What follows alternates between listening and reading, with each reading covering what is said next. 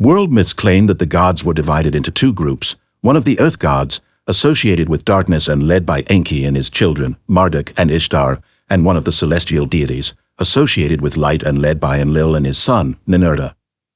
Ninhursag was originally part of the first group, later joining the Celestials. Both divine clans were led by Anu, the master of the universe. The two groups were in constant conflict, which led to two great wars of the gods. At first Enki ruled the earth, then he was dethroned by Enlil, who eventually had to yield the leadership of the planet to his nephew, Marduk, at the order of Anu. To truly understand who the gods were and to uncover their hidden history, it is necessary not only to decode myths but also the accounts of those who claim to have come into contact with extraterrestrial entities. Since their number is huge, we will present only a few examples. George Adamski recounted that on November 20, 1952, he met a humanoid being, about 1.70 meters tall, with blonde hair falling on his shoulders, dressed in a brown ski suit. His name was Orthon and he claimed to have come from Venus on a friendly mission. Adamski was taken on Orthon's ship to other planets, where he met many humanoid beings, whom he called Space Brothers. Another entity with whom Adamski claims to have met is Ashta Sharon, the commander of an army of 10 to 20 million beings, who has a huge fleet of Universal Peace spaceships coming from the Free Federation of Planets. Ashta was 2.10 meters tall, blue-eyed, with a high forehead, prominent chin, and light blonde hair falling on his shoulders. In 1951, George Van Tassel established contact through channeling with the same Ashta, presumed commander of a space station controlled by the Council of the Seven Lights on the planet Shantia. Shortly thereafter, Van Tassel established telepathic contacts with other extraterrestrial entities such as Soltan or Deska. He also claims that, at one point, he was taken aboard a ship by an extraterrestrial named Solganda. Frank Strange said he met Valiant Thor in the Pentagon building, a Venusian whose appearance was perfectly human, but his hands were soft as if they were not made of flesh and bones, and his fingers were smooth without any fingerprints. The same character was also mentioned by Officer Harley Andrew Bird, who said that in March 1957, in the area of Alexandria, Virginia, Valiant Thor landed next to the car of two policemen, whom he asked to take him to the Pentagon. There, he spoke with one of the Deputy Secretaries of Defense and then, for 2 hours, with the Vice President of the United States at the time, Richard Nixon. After that, he was hosted in a room in the Pentagon until March 16, 1960, when he returned to Venus. On November 5, 1975, in Snowflake, near Heber, Arizona, forestry worker Travis Walton was taken aboard a spacecraft and examined by two types of creatures, small gray humanoids with big heads and huge eyes, and tall, athletic, blonde human-like individuals. In 1932, sign painter Howard Menger saw a beautiful young woman with long blonde hair, dressed in a translucent ski suit, on the edge of a stream in a forest. In June 1946, Menger was taken into space by the same blonde woman and two well-built men. One night in July 1952, in the Mojave Desert area of California, maintenance mechanic Truman Bethurum was invited into a ship by 8 or 10 little men 1.40 to 1.50 meters tall. There he met the expedition leader, Ora Raines, a beautiful woman. Aviation mechanic Orfeo Angelucci constantly contacted extraterrestrial entities, which he called Space Brothers, just like George Adamski and Reinhold Schmidt. In January 1953, Angelucci was spiritually transported to another planet, where he met a beautiful extraterrestrial named Lyra and her friend, Orion. Swiss farmer Edouard Meyer claims that on January 28, 1975, he met extraterrestrials from the Pleiades star cluster, among whom there was Semjace, a stunning blonde, despite being 400 years old. London taxi driver George King was mentally informed one night in May 1954 that he would become the spokesperson for an interplanetary parliament. The message came from the Cosmic Brotherhood of Space Masters. One of these Cosmic Brothers was the Master Aetherius, a 3,000-year-old Venusian. Betty Andreessen Luca said that one evening in October 1978 she experienced an astral projection after hearing a humming sound above the roof of her house. She saw a bunch of little beings working around 3 tables on which there were 3 people covered in sheets. In July 1986, a gray little being dressed in overalls appeared next to her. This entity manipulated some strange devices and she left her body. Betty also saw tall entities, measuring 2.10 to 2.20 meters, with white or blonde hair falling on their shoulders, wearing white robes, that seemed to have some authority over the small gray beings when the two types were seen together. Courtney Brown, a sociologist and political science professor at a university in Atlanta, in the U.S. state of Georgia, conducted several remote viewing sessions in which he learned that the main race entrusted with the mission of watching over us is that of the gray little beings, about 1.30 meters tall, hairless, with large and hypnotic eyes. Several times Brown found himself transported to a distant realm in a huge, metallic building in the shape of a tower. He learned that he was at the headquarters of the Galactic Federation, an organization that unites many civilizations in our galaxy. There, he observed a multitude of humanoid beings with light skin and bald heads, dressed in long white shirts and cloaks. He was led to an important character with an imposing stature and appearance like that of Buddha. On October 2, 1984, at 11:45 p.m., Karen L. from Norway saw three entities with human appearance enter a room, over 1.80 meters tall and dressed in silver body-hugging jumpsuits. This was followed by several automatic writing contacts and astral travels. One of the entities she encountered in these travels was named Zader. David Paladin's 4-year-old son said that a tall individual named Itten, dressed in a white jumpsuit, abducted him in a UFO. There were several space friends there who were part of the Cantarian Confederation, beings who have been taking care of the human species since ancient times. Ida Cannonbird believed that a presence named Wake had installed itself in her mind and presented himself as a messenger of the masters of UFOs. According to Wake, they prefer to remain invisible so as not to frighten us.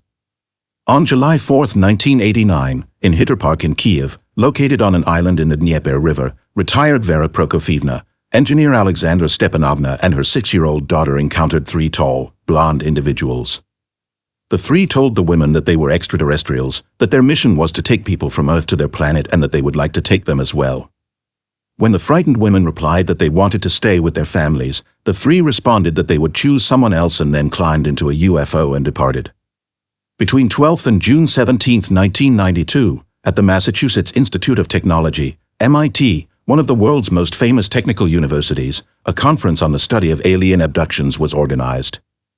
The two presidents of the conference were Professor David E. Pritchard, an atomic and molecular physics specialist, a physicist at MIT since 1968 and a winner of prestigious international awards, and Professor John A. Mack, a psychiatrist for 20 years at Harvard Medical School in Cambridge and former director of the psychiatry department at the same university hospital. The conference was attended by Thomas Bullard, Professor David Jacobs, Bud Hopkins, Jenny Randles, John S. Carpenter and other prestigious investigators of the UFO phenomenon. The participating researchers studied approximately 2,000 cases, examined rigorously. In the attached reports, most of the victims claimed to have been abducted by UFOs and then examined by gray creatures, 1 to 1.3 meters tall, with thin limbs, telepathic abilities, huge skulls, and immense black eyes. Tall visitors with blonde or white hair and long, shining white robes are also frequently reported. They appear in groups of 2, 3, or 4, surrounding the abducted person. Most of the abducted or contacted individuals claim that there are two types of entities, the small, gray ones with big heads and eyes, and the tall, white ones with long, blonde or white hair. The two races are often seen together, suggesting the possibility of a collaboration between them. Although the small, gray ones are the most commonly encountered, they appear to be subordinate to the tall, blonde ones.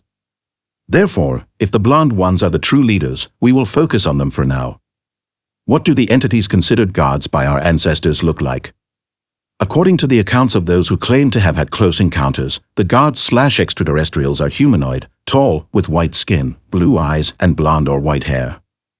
Not surprisingly, this is how the ancients perceived them as well. Gods were depicted as giants all over the world. For example, a bas-relief discovered in the Sumerian city of Sippar, over 5,500 years old, depicts three men facing the giant god Shamash. In Greek mythology, the Titans and their brothers, the giants, were also very tall. Osiris of the Egyptians was almost 5 meters tall. The leader of the Roman pantheon, Jupiter, was called Optimus Maximus, meaning the greatest or the tallest. Giant gods are also found in the legends of Central and South America, where they were believed to have built cities and pyramids. In fact, giants are found in all cultures, mostly as deities or descendants of gods. The epithets His Majesty or His Highness, applied to monarchs, traditionally considered descendants of divinities, were originally used for gods, indicating their tall stature. The skin color of the gods was almost always white, as described in legends and depicted graphically.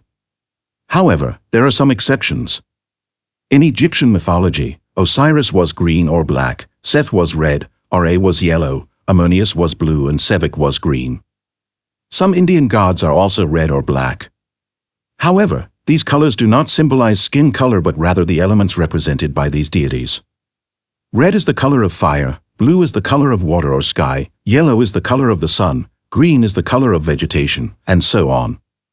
Most myths say that demigods, the children of gods and mortals, had white skin, undoubtedly an inherited characteristic from their divine parents.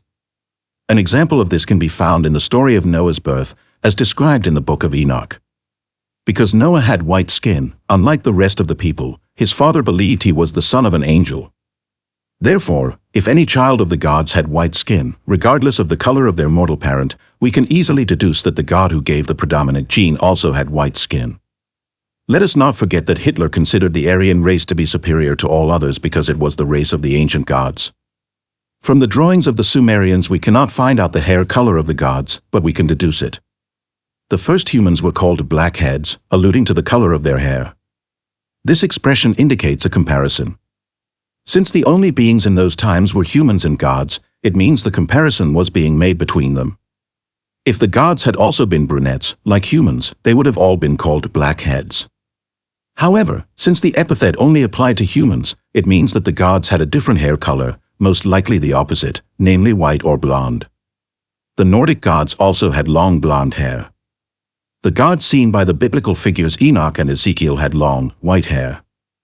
Zeus and Poseidon in Greek mythology, or Jupiter and Neptune in Roman mythology, were also depicted with long, white hair. Quetzalcoatl in Central America was blonde with white skin. In almost all religions, the gods almost always had long hair. Of course, there are exceptions. Very few had short hair and one Sumerian god was bald.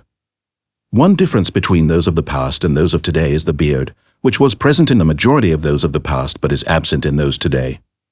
However, there is an explanation for this aspect. Since a beard indicates old age, bearded gods were the elderly ones, namely the first to come to earth. Those who arrived later, being younger, were depicted without beards to differentiate them from the earlier deities. In addition to being tall, having white skin, blue eyes, and long hair, the gods had another predominant physical characteristic, beauty. Howard Menger's Blonde Woman, Aura Reigns of Truman Bethurum, Lyra of Orfeo Ongalucci, or Senjace of Edward Meyer were described as stunningly beautiful. In Christianity, Lucifer was considered the most beautiful angel. In the Egyptian Book of the Dead, one of Osiris' epithets is the beautiful 1-inch, and the Egyptian god Ptah was also called the one with a beautiful face.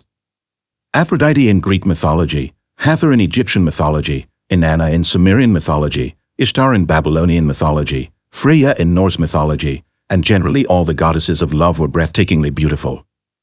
In a Greek legend, Prince Paris had to choose the most beautiful goddess among Aphrodite, Hera, and Athena, which proved to be an extremely difficult task based solely on physical criteria because all three were incredibly beautiful. The young man chose only based on the gifts they offered him.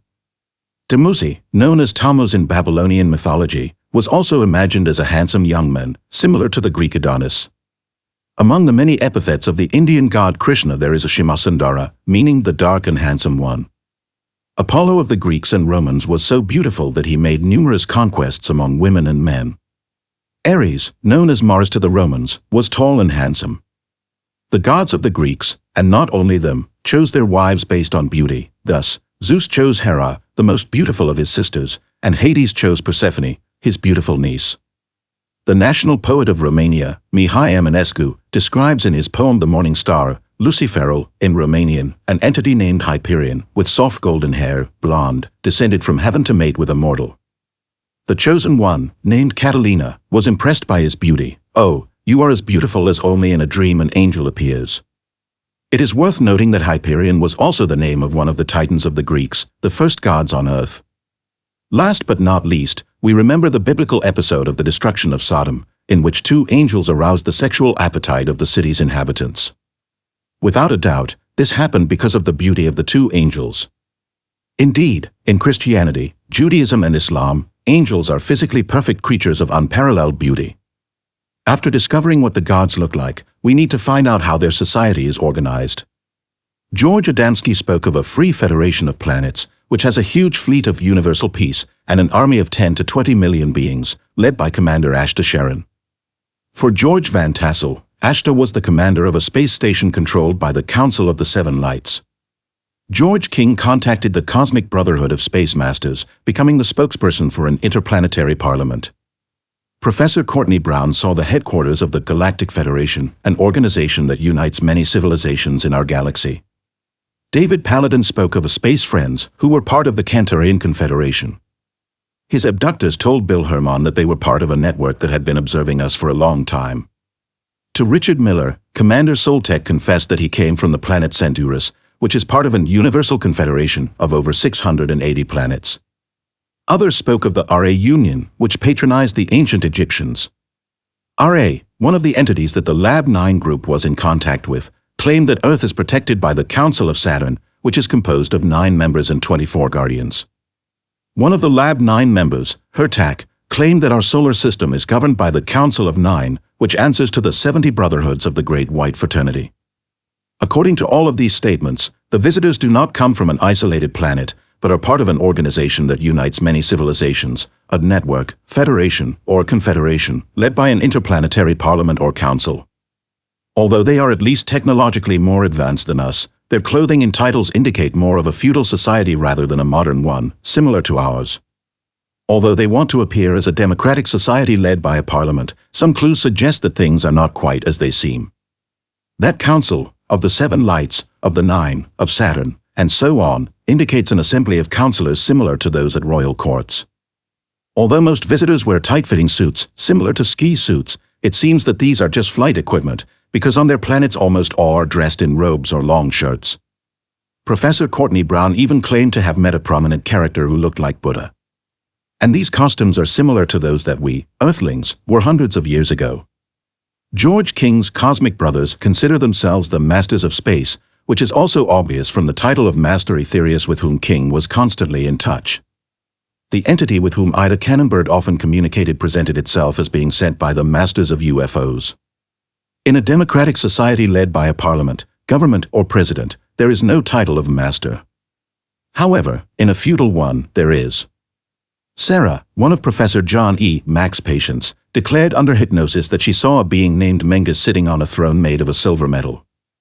There is no doubt that Sarah could distinguish between a throne and a chair or armchair, and a throne suggests monarchy. Therefore, if their society is a feudal one, it is most likely led by a monarch. Since they speak of an organization made of many planets and civilizations, we can consider that the most appropriate name for it is not federation or confederation, but empire. And an empire can only be led by an emperor. Why do the gods/extraterrestrials hide this detail from us? Most likely out of fear of people's reluctance to this form of government. Superior beings to us, at least technologically, who come to Earth to establish a connection between our world and theirs, could try to take us over into their empire. Monarchy, in its essence, is a form of dictatorship, which implies that if we were to accept it, we would become servants of the emperor, just like the rest of the worlds included in their empire. However, if they present themselves as being part of a democratic society, they give us the illusion of preserving our planetary independence. Thus, in our eyes, they will seem like allies, partners, or neighbors, not conquerors. But no lie can last forever. The monarchical organization of the gods society also emerges from Sumerian mythology, where the great gods were assigned a number. Although researchers do not know their significance and prefer to call them magic numbers, in reality they are only the ranks of the major gods. Half of the 12 magic numbers, 60, 50, 40, 30, 20, and 10, were reserved for men, and the rest, 55, 45, 35, 25, 15, and 5, for women, as in the table below. 60 Emperor, 55 Empress. 50 King, 45 Queen. 40 Grand Prince, 35 Grand Princess. 30 Prince, 25 Princess. 20 Duke, 15 Duchess. 10 Count, 5 Countess. The 12 noble titles were reserved only for the great Anunnaki, the noble people of heaven and earth, gods. There were only 7 of them, but the Sumerians invented alter egos for them to occupy all 12 positions. For example, we have Nana, Enki transformed into the son of Enlil, and Ishkur, Enlil transformed into the son of Nana. A god could hold several ranks singly, as was the case with Marduk, who initially held rank 20 and 50 before receiving the throne of Earth. Decoding the myths allowed us to identify the main gods, and thus correctly attribute them the magic numbers or noble titles. And the supreme leader had the number 60. His title, Lukal Kurkura, ruler of lands, shows that he was the master of multiple domains, not just one. The Sumerian myths describe him as the ultimate source of authority in both the world of gods and on Earth. As multiple kingdoms/domains/worlds form an empire, the number 60 can only represent the title of emperor. In his honor, the Sumerians invented the sexagesimal numeral system, based on the number 60, in the 3rd millennium BC, which was also adopted by other ancient peoples. 60 is the number of minutes in an hour, the number of seconds in a minute, and the number of minutes in a degree in geometry. Each angle of an equilateral triangle measures 60 degrees. In mathematics, 60 is a semi-perfect number and a perfect unitary number. 60 years represents the diamond anniversary in a marriage and a Chinese sexagenary cycle. 55 was the number assigned to the consort of Anu, called Antum by the Akkadians, meaning the title of empress. Enlil, the ruler of Earth and the right-hand man of Anu, was assigned the number 50 or the title of king. Moreover, the Mesopotamians even called him the king of Earth. When Marduk became the ruler of the planet, replacing Enlil, he was given the 50 names according to Babylonian mythology. That is, he was granted the number 50 or the title of king. In honor of this rank, 50 was one of the most used numbers in antiquity. For example, 50 is the number of years in a jubilee. In Kabbalah there are 50 gates of wisdom and 50 gates of impurity, and Genesis, the first biblical book, has 50 chapters. In mathematics, 45 is the sum of all digits. In Sumerian myths, when Ninhursag became the wife of Enlil, she was given the title Ninlil and the number 45, the rank of queen. Enki had the number 40, which represented the next rank, that of Grand Prince. All of our ancestors, regardless of their culture, called him a prince. In respect for their god's father, the Jews often mentioned Enki's rank in the Bible.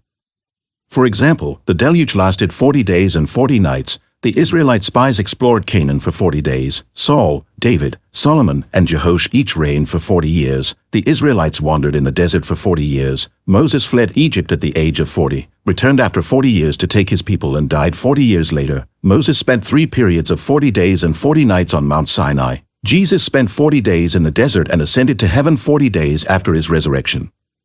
When she was Enki's wife and bore the titles Ninki or Damkina, Ninhursag had the rank of Grand Princess, which was represented by the number 35. In Sumerian mythology, Nana, Enlil's eldest son, had the number 30 or the title of prince. In reality, Nana, the god of the moon, was an alter ego of Enki. Since he could not hold 2 ranks at the same time, the title actually belonged to Ninurta, Enlil's true first son. The character of Nana was assigned the number 30 solely because it represents the number of days it takes the moon to complete one rotation around the earth. Officially, Ningal, Great Lady, Nana's wife, held the number 25, the rank of princess. Unofficially, the title belonged to Ninurta's wife, Nintunaga/Bau. The number 20 belonged to Utu, Nana/Enki's son, who was none other than the Babylonian Marduk. 20 represents the title of Duke, one of the highest noble ranks. Dukes were usually relatives of a sovereign family, which applies to Marduk as well. In Germanic tribes, dukes were the leaders of troops during wars. World myths suggest that Marduk led his father's army during the Second War of the Gods.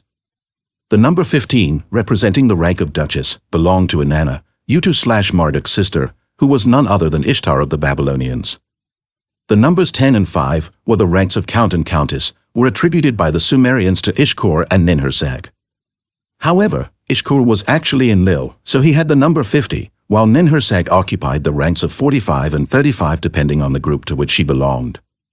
Therefore, other deities were assigned the last 2 titles in the list of the 12. The title of Count was often an honorary title bestowed by a monarch on someone for their services, often without granting any feudal domains. The only gods who could have held these titles were Nabu, the son of Marduk, and his wife, Tashmedum. From myths we know that Nabu did not have a domain of his own but only administered Enlil's after the deluge. In addition, in the myth of Adapa, it is said that Anu rewarded him for his services, which could explain his noble rank, although he was not one of the great gods. Numerology has been an important part of mysticism since ancient times, although its secrets have always been reserved for initiates, while the masses were only presented with stories. and the initiates knew that important numbers symbolized deities. The number 1 represents a single deity, usually the Supreme One. 2 is a couple of gods, as in the case of the divine twins present in many religions.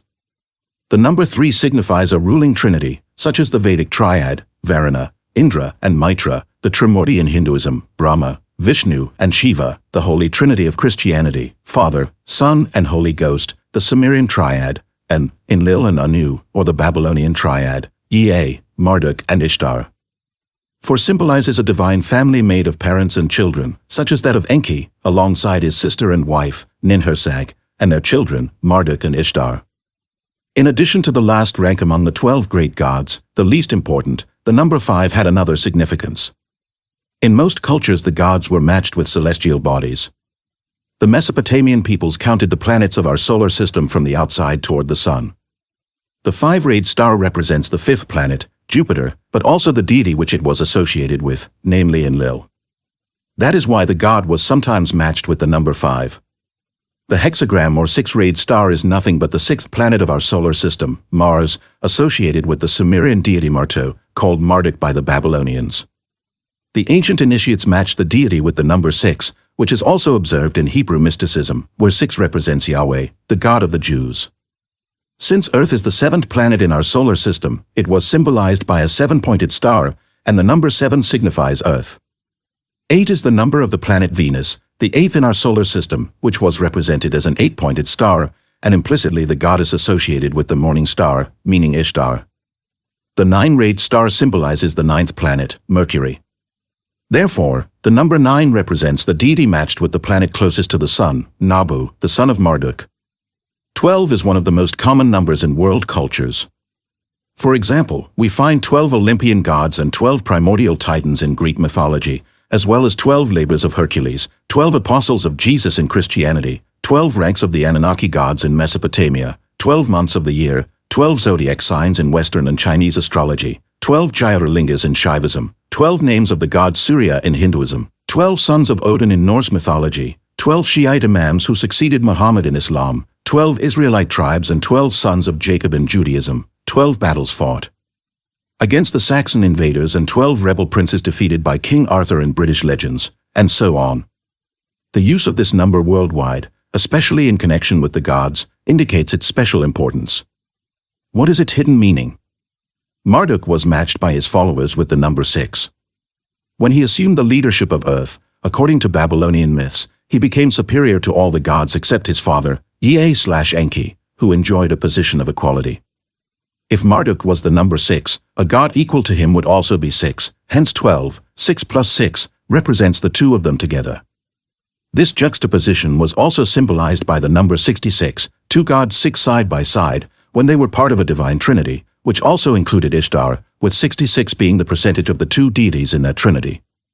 In contexts where the triad was not present, Marduk and Enki were symbolized by the number 12, but even here the initiates resorted to a small artifice. The first digit of the number is 1 and the last is 2, so 12 was used when the first god, Enki, the father, was in charge. When Marduk became the leader of the clan, the number 12 was reversed and transformed into 21, so that the first digit would be 2, meaning the second god, the sun. The Hebrew alphabet consists of 22 letters. As the 22nd letter is the last one, for Jews the number 22 represents the end. 33 is one of the most important numbers in Freemasonry. By order of the 33rd President of the United States and 33rd degree Mason Harry S. Truman, Americans tested the first atomic bomb at Jornada del Muerto in New Mexico, on the 33rd parallel north.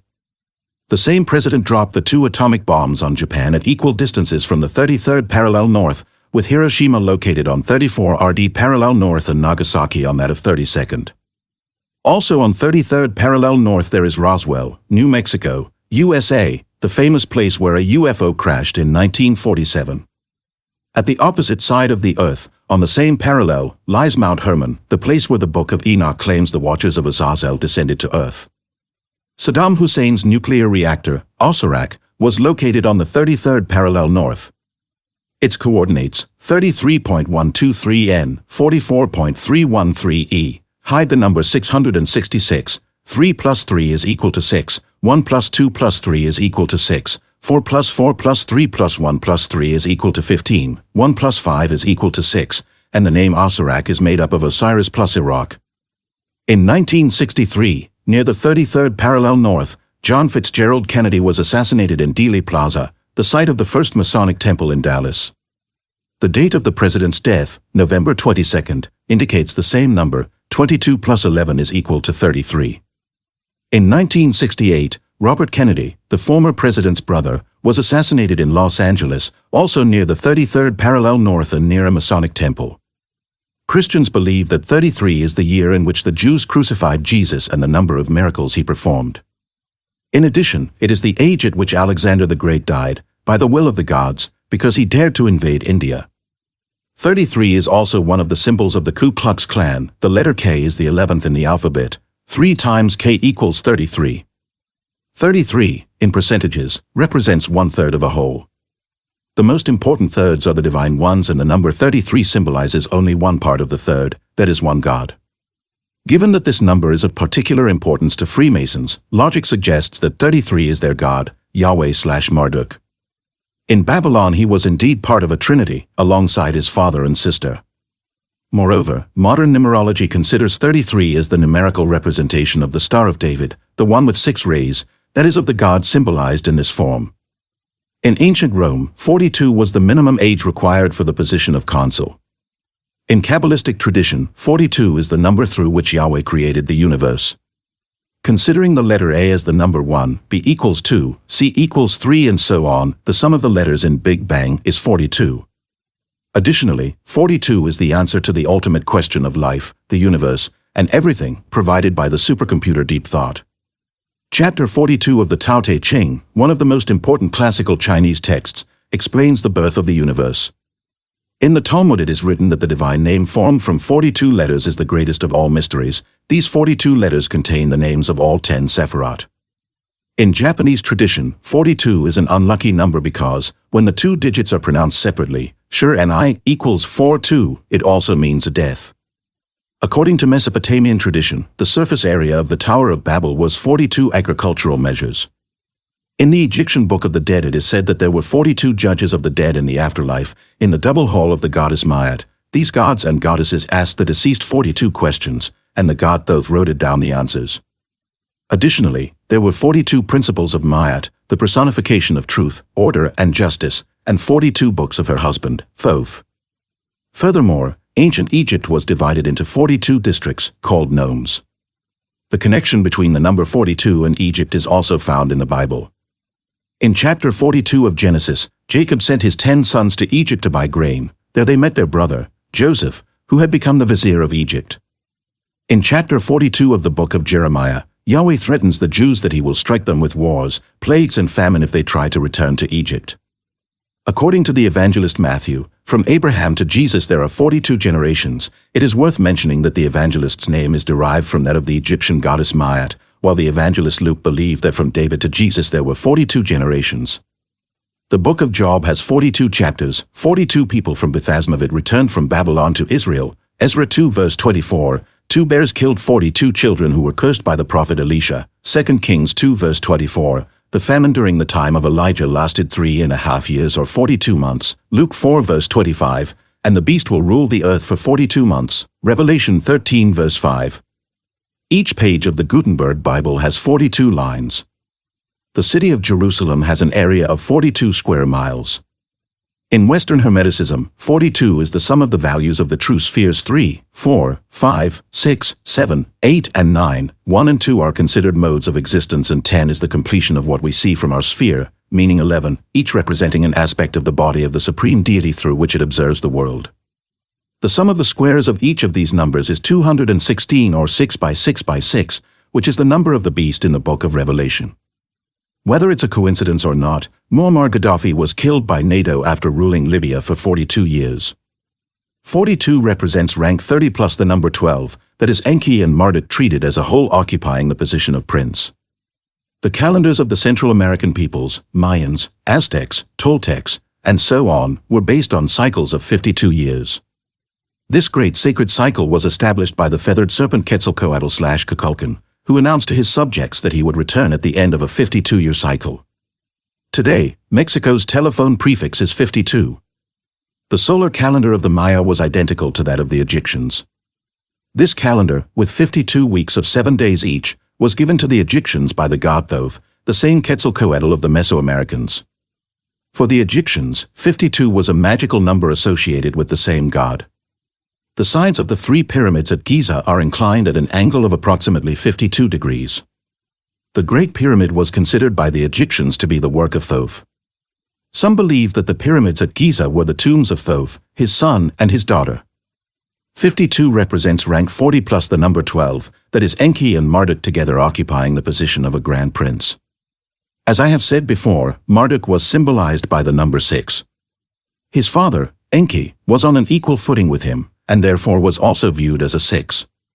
Their combination was symbolized by the number 12 usually, and by 66 when it came to them as parts of a divine trinity, 66 being also the percentage of the 2 deities in that divine third. Thus, we understand the importance that Freemasonry attaches to this number. 72 represents the number of hours in 3 days. In geometry, the exterior angles of a regular pentagon measure 72 degrees each. Room temperature is considered to be 72 degrees Fahrenheit. The lifespan of an egg is 72 hours. On average, the resting heart rate of an adult beats 72 times per minute. 72% of the human body is made of water. The axis of the Earth moves 1 degree every 72 years. According to historian Plutarch, the god Seth was aided by 72 accomplices to lock Osiris in a box. In another Egyptian myth, to help the goddess Nut give birth, Thoth played dice with the moon and won every 72 day of the year. Also in Egypt, embalming the dead took 72 days. In Kabbalah, Yahweh has 72 names. In the Gospel of Luke, Jesus sent 72 apostles to announce his arrival, 10:1. In Alexandria, 72 Jews translated the Tanakh into Greek, giving rise to the Septuagint. The Quran says that 72 Muslims fought in the Battle of Badr. 72 is also the number of martyrs who fought alongside Imam Hussein at Karbala and the number of virgins waiting for martyrs in paradise. According to the Lesser Key of Solomon, there are 72 demons. According to the Zohar, the ladder that Jacob saw in his dream had 72 steps. The Chinese philosopher Confucius, had 72 disciples. According to tradition, before the destruction of the Tower of Babel, there were 72 languages on earth. In Angkor, the capital of the Khmer Empire, 72 temples were built. In astrology, the equinox point moves 1 degree on the ecliptic every 72 years. 72 signifies the rank of 60 plus the number 12, representing Enki and Marduk occupying the position of emperor. Since this episode did not occur, it represents the ultimate goal of the 2 deities, the overthrow of Anu and their coronation in the supreme position of the universe. To decipher the true history of the earth, we must understand the symbolism used by our ancestors, which was not limited to numerology alone. Divine symbols had secret meanings, hidden from ordinary people, reserved only for initiates in the mysteries of the gods. Here are some of them. The sun god, present in most cultures, signifies the function of a ruler god. Just as the sun is at the center of the solar system, with planets orbiting around it, the ruler divinity is situated in the midst of other gods, who orbit around him. This is best seen in Egyptian mythology where Ra, the sun god, was at the leader of the pantheon.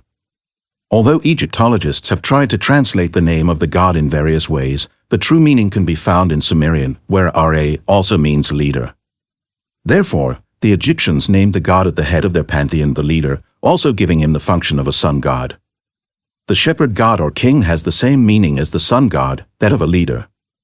Just as a shepherd leads his flock of sheep, so too does the god or king lead his flock of subjects. For this reason, Egyptian pharaohs had the shepherd's crook as a royal symbol, in addition to a scepter. The shepherd gods Osiris and Enjedi in Egyptian mythology, Dumuzi in Sumerian or Tammuz in Babylonian were different aspects of the Sumerian Enki, the first divine ruler of our planet. The bull god also represents a ruler divinity. However, in addition to the function of leadership, it also has a fertilizing aspect. The bull god was considered the creator god at the head of the pantheon. For example, the leader of the Ugaritic pantheon, El, was a bull god. Similarly, his nephew Baal, who later took his throne, was also a bull god. The ram god has the same significance as the bull god, that of a leader of the flock and a creator. It is possible that the differentiation between the ram and the bull deity appeared in ancient Egypt. Since the Egyptians were cattle breeders, their supreme god could only be a bull, unlike the deity of the Hyksos shepherds, whose divinity had a ram aspect. In most cultures, gods were matched with celestial bodies.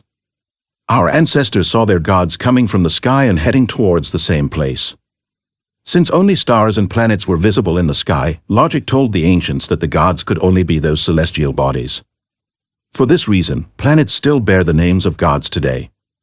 A good example is the Book of Enoch, in which angels are considered stars, fallen angels are falling stars, and humans are animals. In hidden symbolism, the number of rays of a star represents the number of the planet equivalent to a god, counting from the outside towards the sun.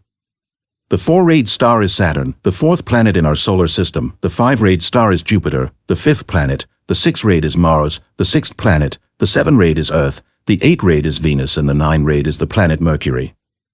Often, the star with rays was replaced with a circle surrounded by dots, the number of which had the same significance as the number of rays of the stars. I don't think there are any researchers who do not recognize that the 8th-rayed star was in many cultures the symbol of the goddess of love, identified with the planet Venus, the 8th planet in our solar system. The cross is one of the most widespread ancient symbols. In Sumerian cuneiform writing, the sky was represented by a cross. In many ancient cultures, the earth was illustrated by a circle. The Angkor Egyptian cross, which has the shape of a cross united with a circle, represents the connection between heaven and earth. The cross inscribed in a circle, also a commonly encountered symbol in the world, signifies a place where heaven and earth, or more precisely, the spiritual and material worlds, were united. In all the world religions, the gods were divided into 2 groups. In the secret doctrine reserved for initiates, Enki's group was considered malevolent, while Enlil's was beneficial for humanity.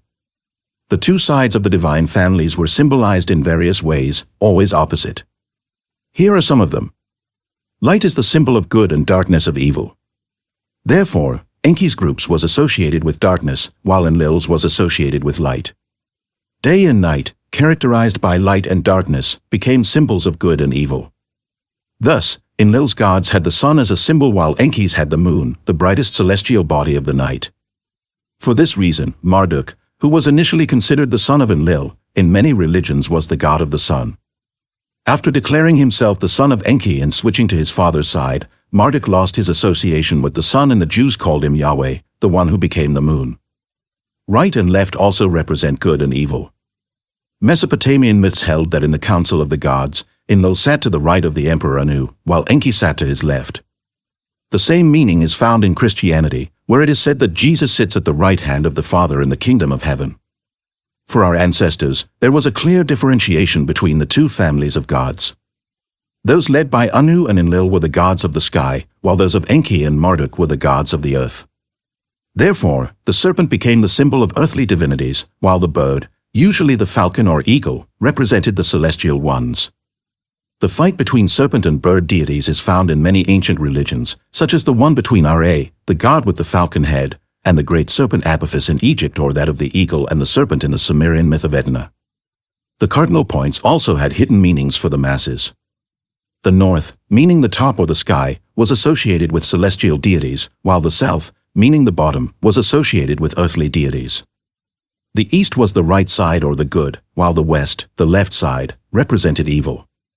Thus, in some cultures, we find deities of the sunset or sunrise, which suggested their belonging to one of the 2 divine families. For example, in ancient Egypt, one of the epithets of Osiris, Enki, was foremost of the Westerners, which was also borne by his son, Anubis. Also in Egypt it was believed that the sun had 3 names, Adam or Adam at sunrise, Ra or Re at noon, and Khepri or Khepr at sunset. However, the Heliopolitan priests knew that it was not about a deity with 3 names, but about 3 sun gods, rulers. The sun in a central position, Ra, is Anu in the council of the gods. Adam at sunrise is the god on his right, Enlil, and Khepri at sunset, the one on his left, Enki. Why did the ancients use symbolism? Everything in the universe emits vibrations, whether we are talking about a word, a thought, or an action. These vibrations can positively or negatively influence to some extent the human subconscious. Also, symbols emit vibrations that act on the subconscious. For this reason, there are lucky numbers for some or unlucky ones for others. Those who know the hidden meanings of symbols use their power to obtain various benefits depending on how the vibrations of each symbol act on the human subconscious. Because of this power, symbolism has always been kept away from the common people, being available only for the initiated. To conclude, we have learned that Enki's serpent gods, earthly deities, Ijajai for the Sumerians, had the moon as their symbol and were associated with evil, darkness, night, the left side, the south and the west, while Enlil's bird gods, celestial deities, Ananna and Sumer, had the sun as their symbol and were associated with good, light, day, the right side, the north and the east. Thus, after decoding the symbols of the gods and learning details about their society and physical appearance, we can try to discover their true nature.